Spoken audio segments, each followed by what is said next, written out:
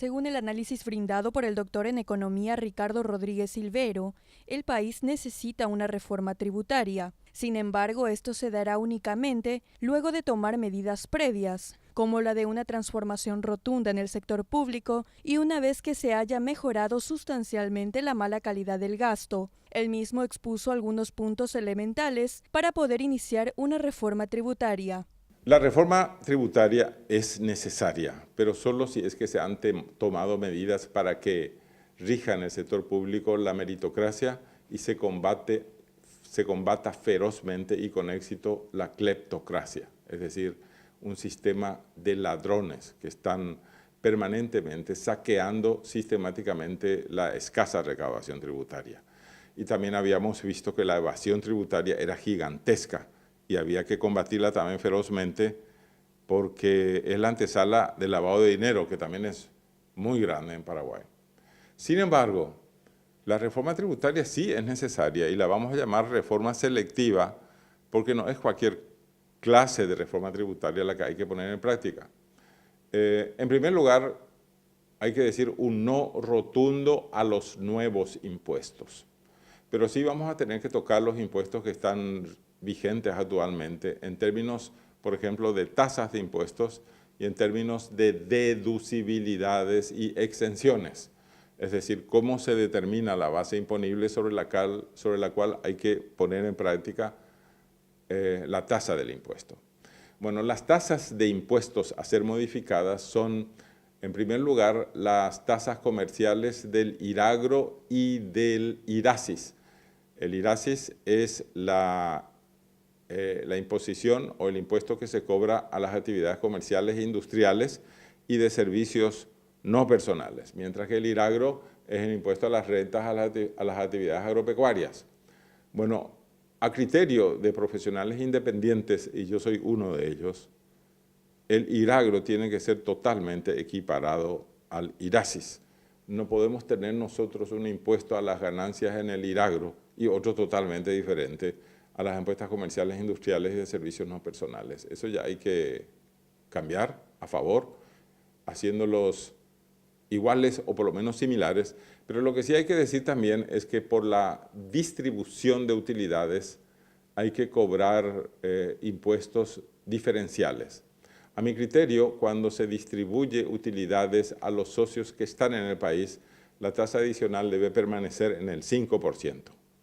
Pero si es que se distribuye utilidades a los socios que están fuera del país, la tasa debe ser solamente del 10% y no del 15% como es actualmente. O sea que tendríamos entonces en el IRASIS e IRAGRO que van a equipararse tres tasas.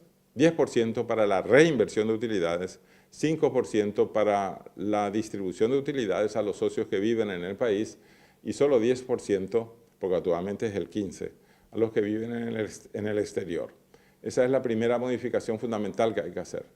La otra modificación fundamental que hay que hacer es la tasa al impuesto inmobiliario rural, porque se cobra poquísimo.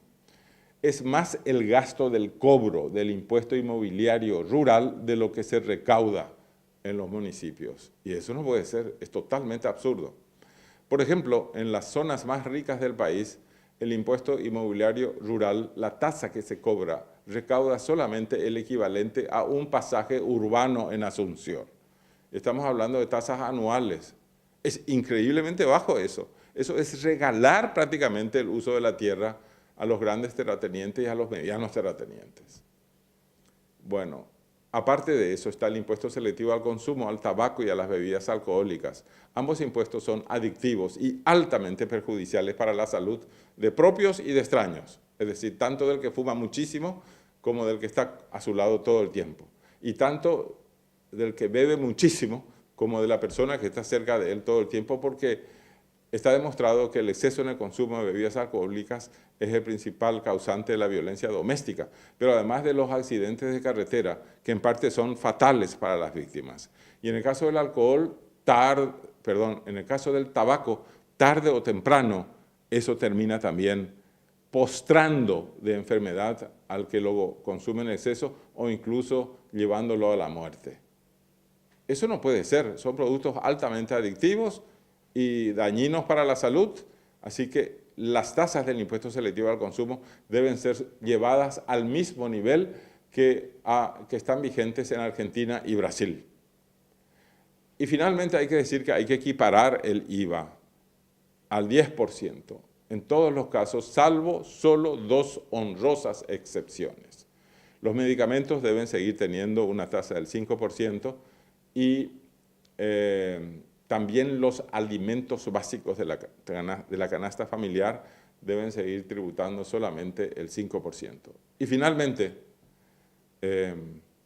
las excepciones o exenciones y las deducibilidades son extremadamente generosas en el caso del impuesto a la renta personal.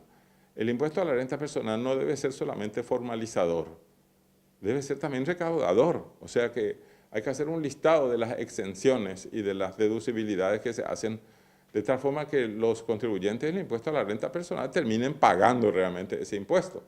Y aparte de eso, a mi criterio, hay que hacer una modificación en las tasas. Me parece bien que la tasa mínima sea el 10%, como en el caso de los otros impuestos a la renta, que son el IRASIS y el IRAGRO, y me parece bien que los estratos intermedios, es decir, los que están ganando relativamente mucho, paguen una tasa adicional del 5%, es decir, sería el 15%, y que los que ganan muchísimo y paguen un 10% adicional, es decir, que pagarían en total un 20%.